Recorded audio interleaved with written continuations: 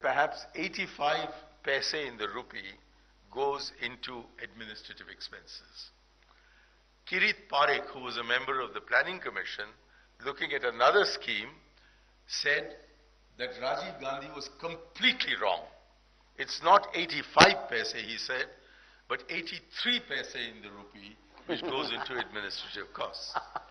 And the Prime Minister has said on record that he is skeptical about this figure, which is why I have given the range of 75 to 85%, getting wasted on the expenditure which bureaucrats undertake to maintain themselves, and now increasingly their comprador non-government organization chums. This has become the new nexus of exploitation, the NGOs and the GOs together, discovering that not until they have alleviated their poverty to the extent of 85 paise in the rupee can they spare 15 paise for those who are genuinely poor. So it's no wonder that outcomes are so derisory. Worse, precisely because over 100 schemes, the current number is approximately 139 schemes. I have to say approximately because there is an amoeba-like merging and separating of government schemes that takes place. So I'm safe if I say over 100 schemes. In fact, it is said in our government that ministries scheme and the Planning Commission plans, and that's how we get the planning process going in our country. So worse, precisely because over 100 schemes are delivered to the same set of beneficiaries through mutually insulated administrative silos set up by central government ministries intent on jealously guarding and zealously guarding their respective fiefdoms.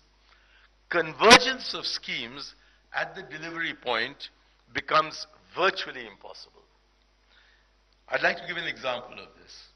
We have two separate schemes run by the same minister but under two different departments. Sanitation scheme, monies are provided for beneficiaries who wish to use them to put in-house toilets. Now, because the Indira Habitation scheme is run by a different department, they provide free housing but without toilets. And then the minister says you go to a different scheme called the Total Sanitation Campaign to get toilets. And since 2006, that is 5.5 years ago, I say this on the basis of an answer to a question which I put to the minister only in the last half of the budget session. He said that we have attempted to converge these two schemes. So my innocent question is, why don't you merge them instead of converging them? Why not provide poor people with a house that has a toilet? Especially as the minister, to the best of my knowledge, has several toilets around his house instead of merely one per person.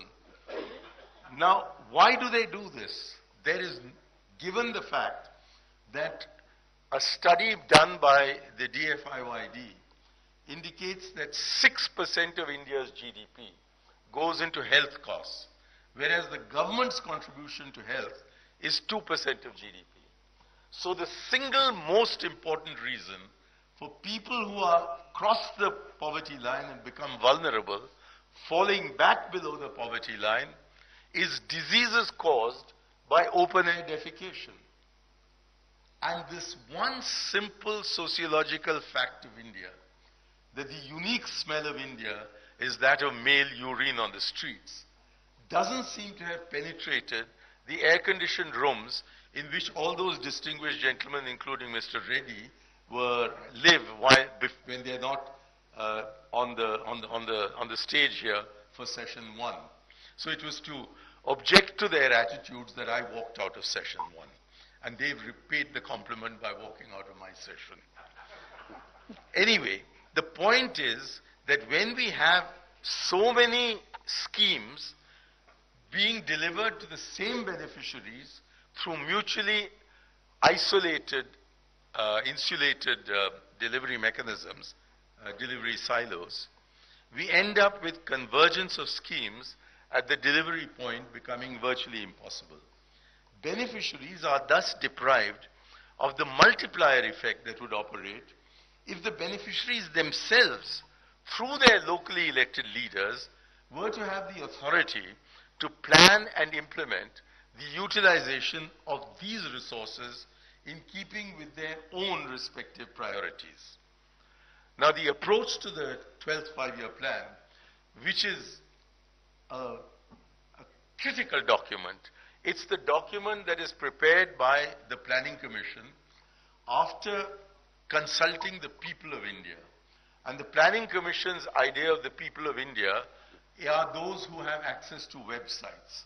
I mean, they don't realize that a huge proportion of our population is illiterate, and most of the rest are neo-literate or have been literate at some stage in their lives. But by putting it onto a website and getting a certain number of what I'm told are technically called hits, they arrive at the conclusion of what the people of India desire. So they have, the people of India then send in their comments saying, you know, rubbish or nonsense or whatever it is they say. And then on the basis of this, ignoring all the rubbish and the nonsense and taking into account what a wonderful man you are, Montek Singh Ahluwalia, the Planning Commission prepares this document called the approach document. And the approach document is then taken to the National Development Council. The National Development Council comprises the Prime Minister of India and all the Chief Ministers of India. Now, the approach to the 12th five-year plan states on page one, that the annual average rate of growth of the economy in the last 5 years has been over 8% per annum. And then at the bottom right-hand corner of the same page one says that the annual average rate of growth, the rate of poverty alleviation over the last 11 years, you'll notice the first was 5, so that the entire credit can go to my government. The second is given as 11, so that some of the blame can attach to our predecessors. It says that the annual average rate of poverty alleviation over the last 11 years has been 0.8%. And I heard Dr. Montek Singh Ahluwalia here saying that the great achievement of India, he said, is that the poor are not becoming poorer. He's absolutely right. The poor are becoming richer at the rate of 1.4% on average. Whereas the rich are becoming richer not at 8% per annum, but because they are benefiting most from all the growth process at about 8,000% per annum. So we got this growing inequality, and the first figure that I heard, which shook me even more than the fact that the economy grows at 8% per annum and the people grow at 0.8% per annum, was Bibek Deb Roy telling us that after examining as a first step, as an initial exercise, the NSS, that's the National Sample Survey, results of consumption in the Indian economy for the last 5 years, he thinks that whereas the urban Gini coefficient of income, which measures inequality in income, in the previous 5 years was 0.362%. That's the figure given in our Economic Survey 2011. In urban India, it's gone up to 0.65% in the last 5 years. There's been a doubling of inequality in our country. And therefore, I'm very glad that Frances Stewart is with us. And that she's telling us, trying to tell us, in most sober terms, what the Maoists are trying to tell us in our forests with guns. That if you're going to have this kind of inequality accompanying higher growth, you're destabilizing your development process and you are disrupting your democratic process. Anyway, this approach to the 12th five-year plan, which is from this year for the next 5 years, it concedes that the biggest failure of the 11th plan, which was 2007 to 12, has been the failure to secure inclusive growth, but attributes the failure principally to management failures in the states in implementation. However, it's my submission that it is not management failure, but systemic failure that is at the root of the general failure of grassroots governance on the part of both the central and the state governments. We are yet to fashion an efficient and effective delivery system for public goods and services to those most desperately in need of inclusive growth. And this notwithstanding the constitutional obligation under parts 9 and 9A of the Constitution to move from bureaucratic delivery of economic development and social welfare, but towards self-delivery through Panchayat Raj institutions of programs of economic development and social welfare, as indicated in the 29 subjects listed in the 11th schedule, which are entrusted by law to institutions of self-government at the PRI level.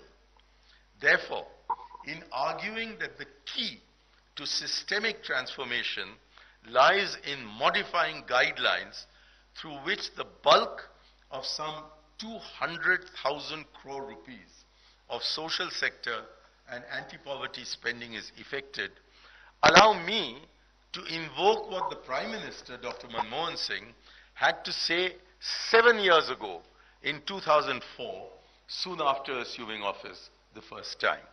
He said, and I quote, "It is for us to honestly ask the question of whether we are making the best use of the money that we spend annually on the schemes being currently implemented. Do we have too many schemes which are fragmented in concept, are rigidly designed, and impose national parameters on highly differentiated local realities in terms of resource endowments or felt needs? Does the compartmentalization of our effort in multiple schemes in the ministry or ministries, both at the center and in the states, without a core vision, make this investment suboptimal?